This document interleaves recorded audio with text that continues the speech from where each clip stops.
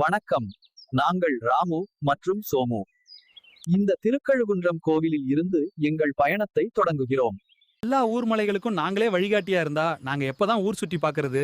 அதனால தான் ஃப்ரெண்ட்ஸ், நாங்க ரமேஷ் அண்ணா சொல்லி திருக்கழுக்குன்றம் சாமி கும்பிட கிளம்பிட்டோம். இந்த மலை மேல் உள்ள மூலவரின் பெயர் வேதகிரீஸ்வரர். அம்பாளின் பெயர் சொக்கநாயகி அம்மன்.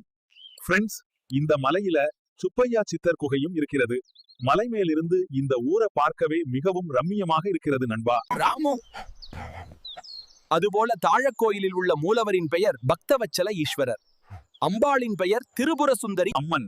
இந்த அம்மனின் சிலை 8 விதமான மூலிகையால் செய்யப்பட்டது. இங்கு நம்ம மாருதிக்கு பிடித்த வாழை மரம் தான் தலமரம். கடலில் மட்டுமே பிறக்கக்கூடிய சங்கு இங்கு உள்ள சங்கு தீர்த்த குளத்தில் 12 ஆண்டுகளுக்கு ஒரு முறை பிறக்கிறது. அதிசயம்தானே. 12 ஆண்டுகளுக்கு ஒருமுறை குரு பகவான் கன்னி ராசிக்கு வரும் நாளன்று லட்சதீப திருவிழா கொண்டாடப்படுகிறது. இந்த ஸ்தலத்தை சேவிக்க வர சொன்ன ரமேஷ் அண்ணனுக்கு நன்றி கூறி நற்றுணையாவது நமச்சிவாயவே என்று சொல்லி கிரிவலம் வரலாம் ராமு. 2 கழுகுகள் பூசித்து ஆசீர்வாதம் பெற்ற காரணத்தால் இவ்வூருக்கு திருக்கழுக்குன்றம் என பெயர் கிடைத்ததாக கூறப்படுகிறது. இந்த ஊரில் மக்கள் ஜாதி மத வேறுபாடுகளை பொருட்படுத்தாமல் நல்லிணக்கத்துடன் வாழ்வது குறிப்பிடத்தக்க சிறப்பாகும்.